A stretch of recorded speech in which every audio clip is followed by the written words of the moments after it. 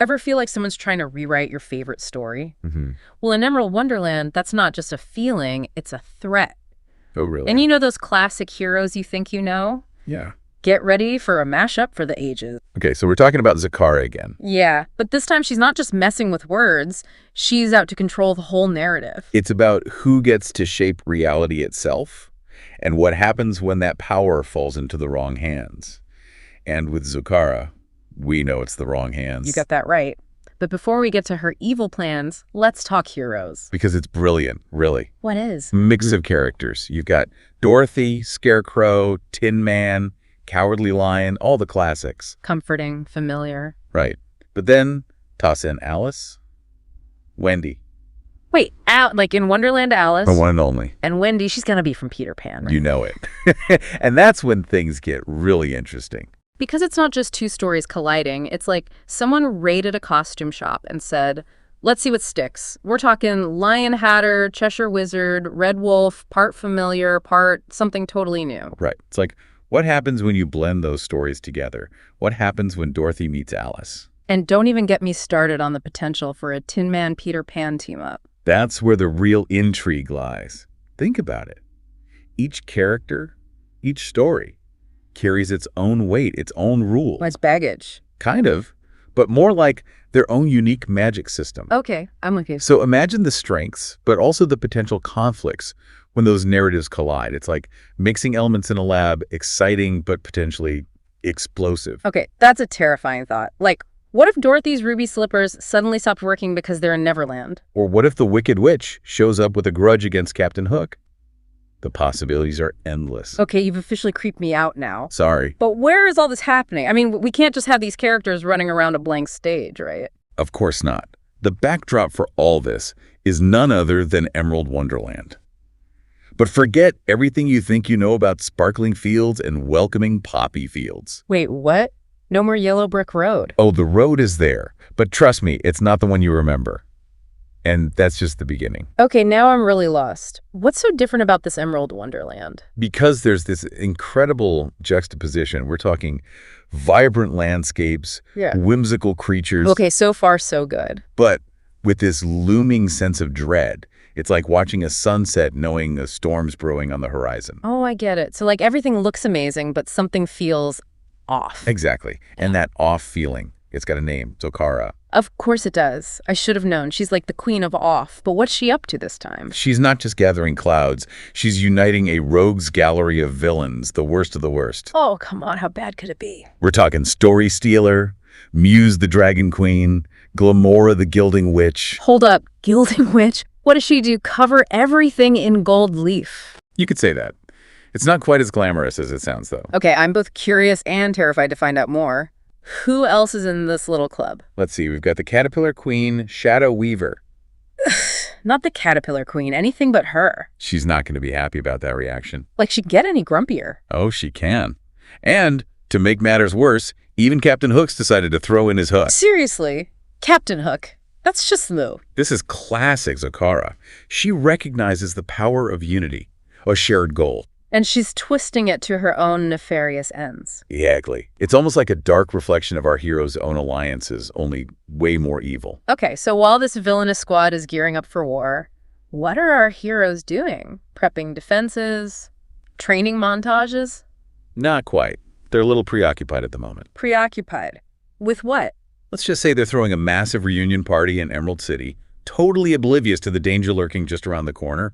Think confetti, dancing, enough laughter to make your ears ring. Oh no, this is bad. This is really bad. What's so bad about a little celebration? It's like they're setting themselves up for the ultimate ambush. Don't they realize what they're up against? It's a classic storytelling technique, really. That contrast, that carefree joy against the backdrop of impending doom. It's giving me serious anxiety. It just ratchets up the tension. Yeah. You're practically screaming at the pages, "Don't you see what's coming?" Okay, but what is coming? Because this is starting to feel like a horror movie where everyone's happily eating popcorn right before the monster jumps out. Well, let's just say, this villainous crew, they don't believe in subtlety. We're talking a full-on assault on Emerald Wonderland and these villains. They came prepared. I think I need a drink. We might all need a drink after this. Okay, so we're back in Emerald City, things are winding down, and Toto's acting weirder than usual. You know what they say? Beware the quiet dog. Okay, that's creepy, but also true. Toto's definitely picking up on something. But it's not just him, right? Nope. There's this underlying tension. It's like even the scenery knows something's about to go down. And then Glinda shows up. I mean, talk about an entrance. Right. Crystal armor, a staff glowing with, like, pure magic. It was epic. You'd think she'd just flown in to grab another plate of party snacks. Except even Glinda's not quite herself. Yeah. There's this edge to her, you know? Yep.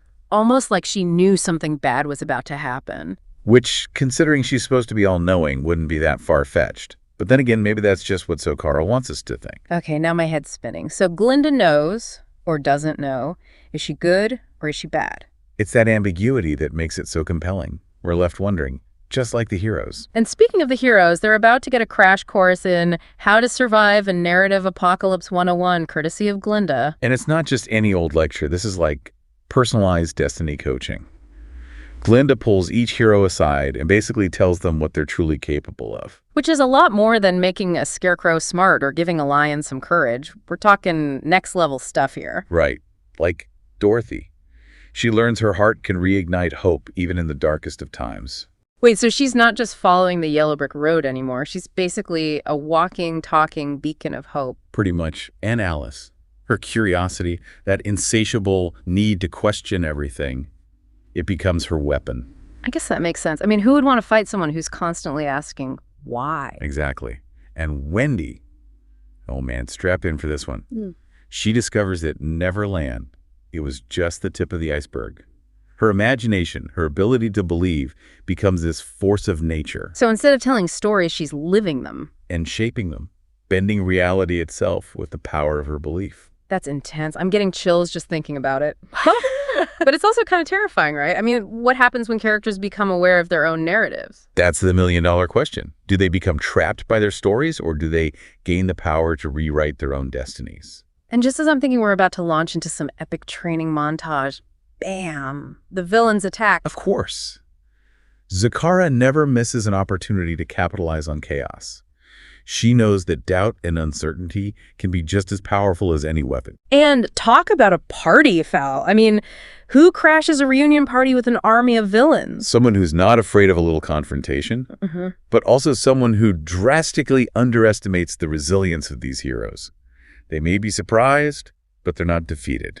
Okay, but Zakara's still got Glinda's staff, right? That thing was practically vibrating with power. A symbol of Glinda's connection to the very fabric of stories. And by taking it, Zakara's trying to cut her off from that source. It's a bold move. But Glinda's not one to go down without a fight, is she? I mean, remember that whistle? Oh, yeah. The one she used to summon? Not just any horses. These are the horses of a different color. And let me tell you, they do not disappoint. This is where Scully's imagination goes into overdrive. It's pure, unadulterated visual poetry. Rainbow-colored horses, manes like flowing fire, hooves that crackle with lightning. They're like something out of a dream. But a dream with teeth, because these horses, they're the embodiment of chaos, of imagination running wild. And Zakara's plans. Yeah, those just went out the window, trampled under a stampede of rainbow hooves. It's a temporary victory, a moment of respite. But the battle's far from over. More like, it's just getting started. Okay, so last we saw our heroes, they were picking themselves up off the ground, trying to figure out what just happened. Right, because even with the villainous retreat, that whole encounter with the horses of a different color, it definitely left its mark. And not just on the landscape, although I'm pretty sure those hoof prints are going to be there a while. No, this is deeper, more unsettling. Exactly. It's like, you know that feeling after you wake up from a vivid dream? You're not sure what's real anymore. Been there. Except this is Emerald Wonderland, so it's not like waking up to find out you wore mismatched socks. This is like the whole world's gone wonky. And at the heart of it all is Glinda, or at least who they think is Glinda.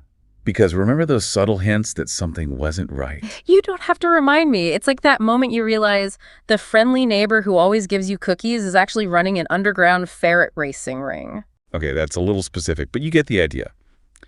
Glinda, this symbol of hope and guidance, has become something else. A puppet.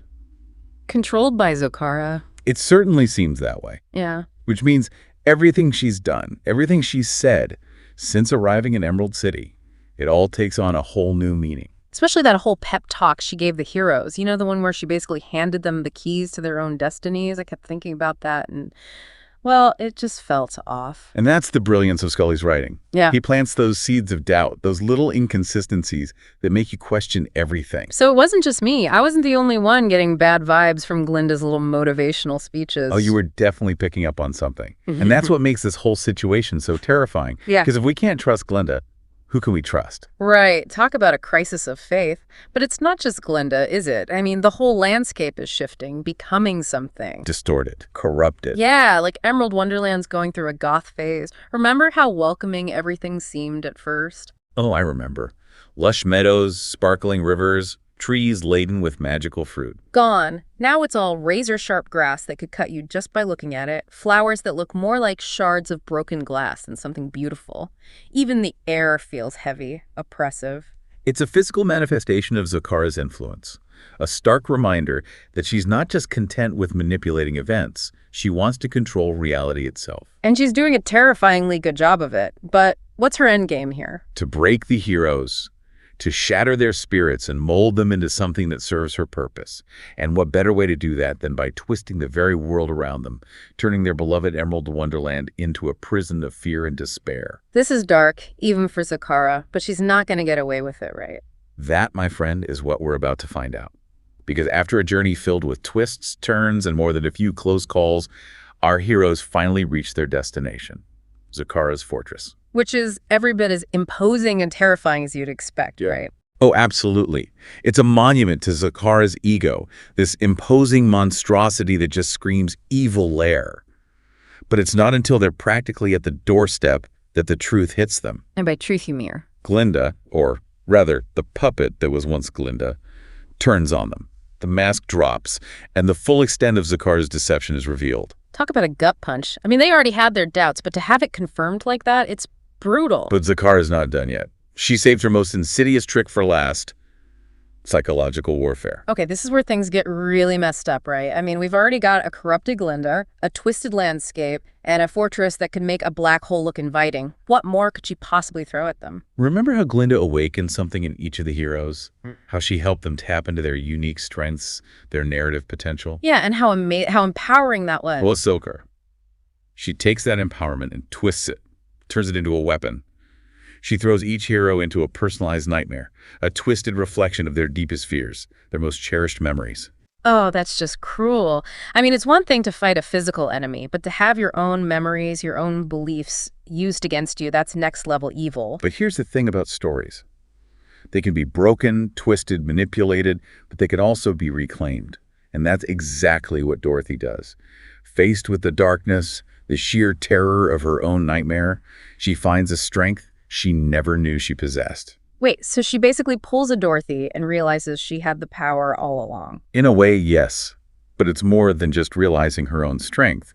She discovers that the power of narrative, the ability to shape and reshape reality with belief, it can't be contained, not even by Zakara. So what happens? Does she just snap her fingers and undo all the bad stuff? It's not quite that simple. It's a struggle, a battle waged not just with magic and might, but with the very essence of who she is, who she chooses to be. And as she fights her way back to herself, to the heart of her own story, something incredible happens. The other heroes, inspired by her courage, her unwavering belief, they start to break free from their own nightmares. Okay, now we're talking. It's a full-on hero rebellion. So what's the final showdown like? Imagine, if you will, a battle waged not just with swords and sorcery, but with the very fabric of imagination itself. Dorothy, armed with a pen literally blazing with story power, faces off against Zakara, who wields the twisted narratives of countless worlds. This is it. The ultimate showdown. Good versus evil, hope versus despair, the power of belief against the tyranny of control. So who wins? Does good triumph? Does Emerald Wonderland get its happily ever after? Scully leaves us with more questions than answers, which, let's be honest, is the mark of a truly great story. We're left to ponder the fate of our heroes, the future of Emerald Wonderland, and the enduring power of stories to shape not just our world, but countless worlds yet to be imagined. So no spoilers. Some stories are best experienced firsthand, but here's something to think about. If you had the power to shape your own narrative, What choices would you make? What stories would you choose to tell? And what would you be willing to fight for to ensure those stories are heard?